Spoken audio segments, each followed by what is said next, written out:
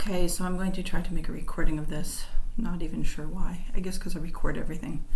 Okay, so at my GitHub account, so I always forget where I put it, so I just say GitHub Donna Dietz. Thankfully, I'm Googleable, and then I just find my ham radio database. Here's my FCC ham data. Then you can download the code and you can unzip it somewhere. And so this is where I unzipped it into, let's see, this folder here. Okay, and then I deleted the original. Then I did what it told me to. I wrote my own help file, of course. I wrote all this. So I go to how to, and I grab this URL, copy, and then I go here, and there should be two weekly database files. So the weekly databases actually are just updates on the database, so you get the entire database. If you wanted to just do daily, they have pretty much the same structure, but I do this once every blue moon, so I just get a new database each time. So I download these two packages. They're zip files, and then I unzip them in here. So this guy, I stick them into the folder I just unzipped, and I unzip them and then delete the zip bundle. Okay, now I'm ready to begin. Okay, so now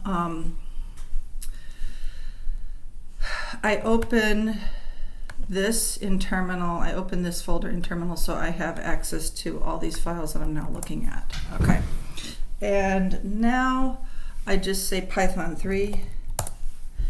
I'm inside here. Now I'm going to run from find new local hams import star. And then it's going to wait a while.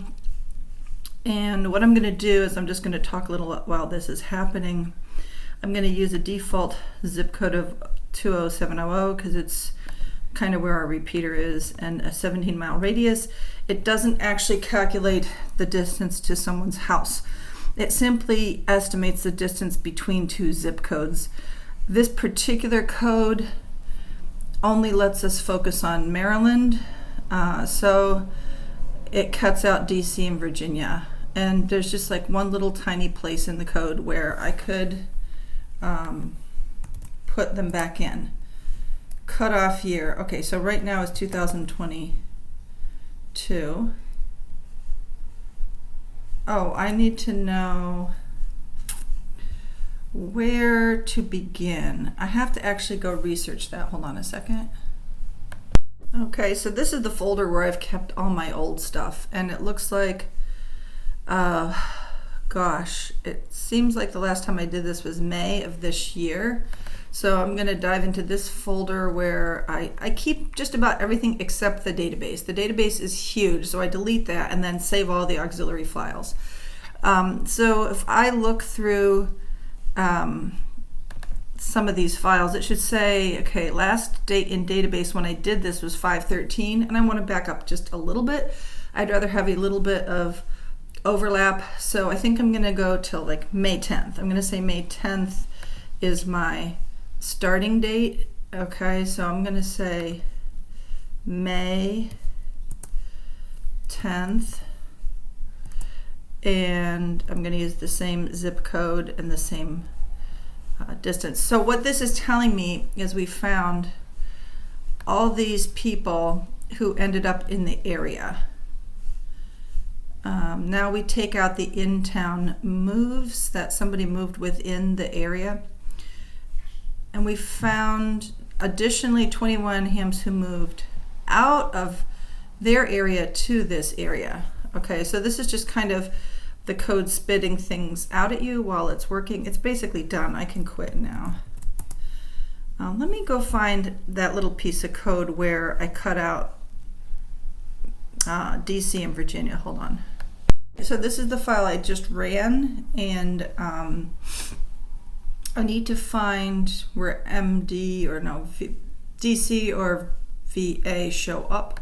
So I'm gonna do like a search. I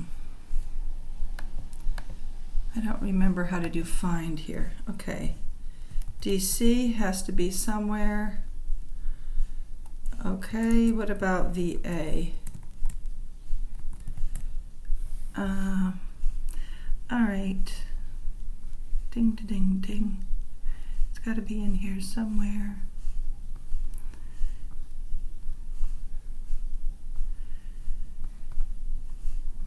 Somewhere in here.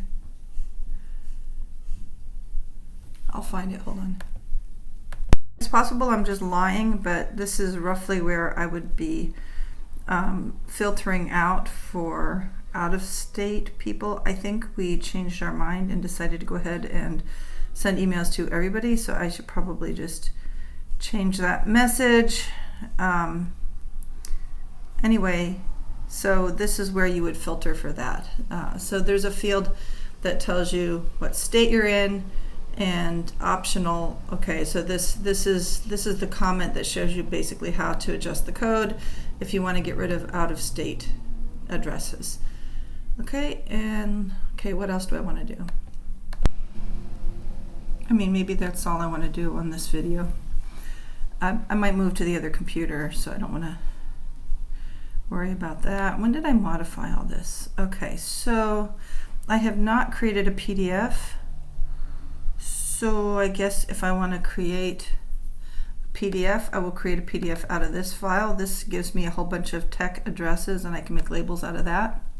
But I could also make labels out of my TXT file. My TXT file just is something that's human readable, so I keep track of what I'm doing. It tells me who has tech, general, whatever. It gives me information for myself. This is the important file. So this is your database that you're going to read in for your mailers or whatever. Everything is nice, has nice columns, and I guess it's sorted by last name kind of, and it tells you everything, but tells you whether they're new or moved in. Oh yeah, see, Virginia and DC are not being filtered out. They're in there. So I was wrong about that. Anyway, so you can use this. Oh, well, definitely a whole bunch of people just got their tech licenses at Darnell Drive. Anyway, so there, you read that into your word processing software and you create form letters and labels and stuff like that. So that's it. Alrighty, that's all I have to say.